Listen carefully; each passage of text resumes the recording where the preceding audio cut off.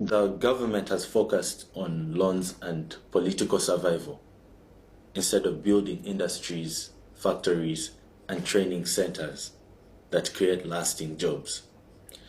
Small businesses which could create local jobs are ignored and overtaxed, while large companies owned by the powerful enjoy very, very unfair advantages. Many of the educated youth now see no hope in their own country, and they're forced to go abroad to work as maids, guards, or drivers just to survive in this world. In a country so rich in natural resources, it's unacceptable that young and skilled Ugandans are unemployed, while government officials waste billions of taxpayer income. Unemployment in Uganda is not only an economic issue, it's a national emergency that continues to rob an entire generation of its future.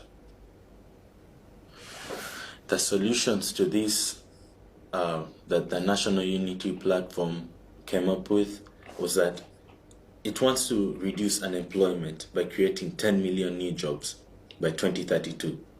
Their plan focuses on helping young people learn real skills that lead to work, like in farming, building, tourism, technology, and small businesses.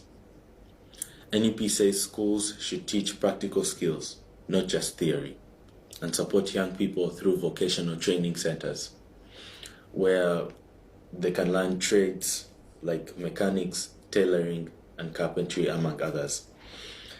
NEP also wants to grow factories and local industries so that Uganda can make and sell its own products instead of importing everything. They plan to support tourism and technology, lower the cost of the internet, and make it easier to start a business in Uganda. In short, NEP's goal is to give every Ugandan a chance to work, earn, and build a better future for themselves and their families. For 39 years, Uganda has had only one president. 78% of Ugandans alive today have never known another leader. Statistics show us that more than 60% of the working age in Uganda are unemployed. That's 15 million Ugandans. Corruption is rotting down our institutions, from government to healthcare, even to education, and over 20 million Ugandans are living in poverty. If you are watching this video and you have a job, you are very lucky. This is not by accident, it's by design. And the presidential election in 2026 is our moment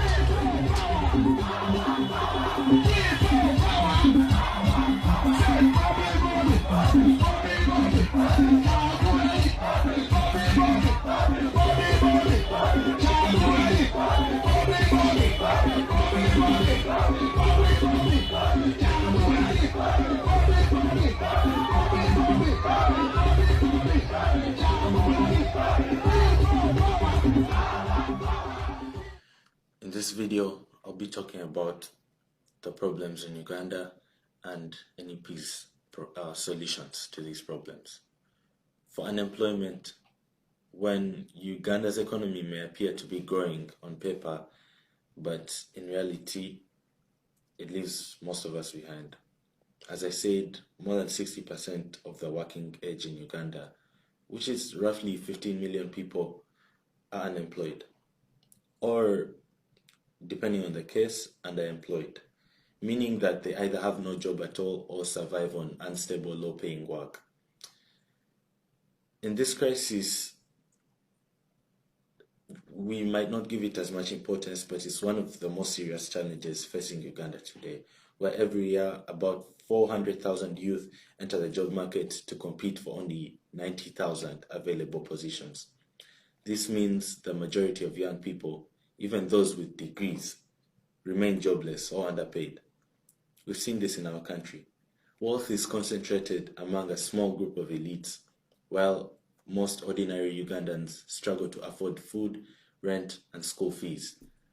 Uganda's economy depends heavily on the informal sector, where most people earn less than 10,000 shillings in one day. With no contracts, no job security, and the main cause of this isn't that Ugandans are lazy, but that the system has failed to create opportunities. Corruption, poor planning, and lack of industrial growth have left millions of Ugandans struggling. The government has focused on loans and political survival instead of building industries, factories, and training centers that create lasting jobs. Small businesses which could create local jobs are ignored and overtaxed, while large companies owned by the powerful enjoy very, very unfair advantages.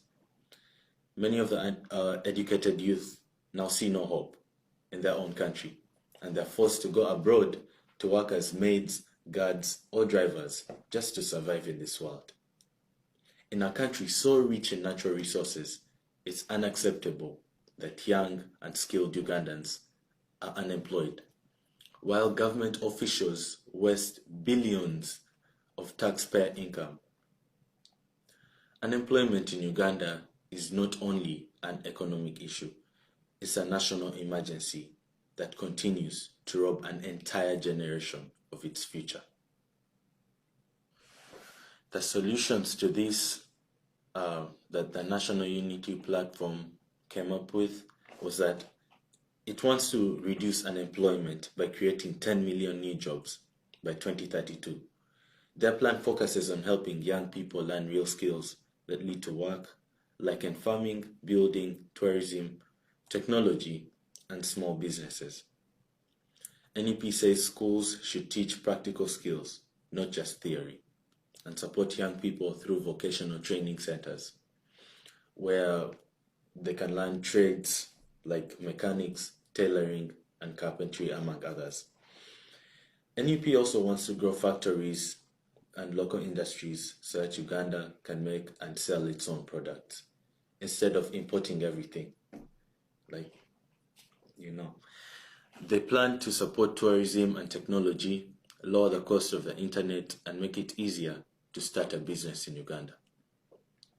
In short, NEP's goal is to give every Ugandan a chance to work, earn, and build a better future for themselves and their families. Corruption.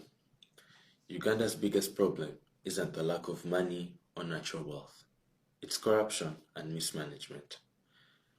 Uganda suffers from weak governance, lack of accountability, centralized power, and a system that serves a small political elite instead of the people of Uganda. We're not a poor nation by resources. We are a rich country run very poorly. We have a wealth of natural treasures, from tourism and forests to oil, minerals, and fertile land. In 2022, Uganda announced the discovery of 31 million tons of gold ore, worth an estimated $12 trillion. Yet ordinary Ugandans will never see that wealth improve their lives. Under Museveni's government, the systems of wealth are designed to benefit a few within close political circles. The truth is, in a corrupt system like this, even gold becomes more like a curse instead of a blessing. Because corruption has crippled our industries, Uganda lacks the refineries and industrial capacity to process its own gold, forcing the country into unequal deals with foreign powers that then come and exploit our resources. If Uganda were well governed and transparent, that gold would build schools, would build hospitals and factories. But today, corruption ensures that it builds mansions, buys more cars for convoys, and foreign bank accounts for the powerful few. Some of the solutions that the National Unity Platform came up with were that it wants to fight corruption by making the government open and honest and accountable to the people. The plan is to make sure all public money is tracked and every project is transparent and tracked so that no one can steal without being caught. NEP says no leader should be above the law, and anyone found stealing government money should be punished, no matter their position. NEP wants to put more power in the hands of the citizens through open budgets and public information initiatives and community monitoring of local projects so that everyone can know what their government plans to do, all the way from local government to the office of the president of the country.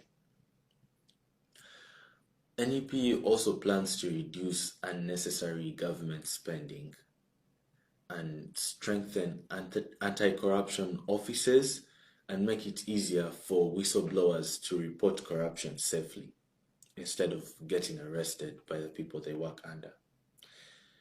NEP's goal is a Uganda where leaders serve the people and not themselves. Now let's talk about education and healthcare. In Uganda, many children don't finish school because of high cost of education, poor facilities, and lack of teachers in schools, especially in the more rural areas. Schools often have overcrowded classrooms and little access to books, computers, or clean water. In the healthcare sector, many hospitals and clinics do not have enough medicine, equipment, or doctors, causing people to travel very long distances or die from very treatable diseases. And mothers also die trying to give birth to their kids. Both these systems suffer from corruption and underfunding, leaving ordinary Ugandans without the quality services that they deserve and that they pay for through their taxes.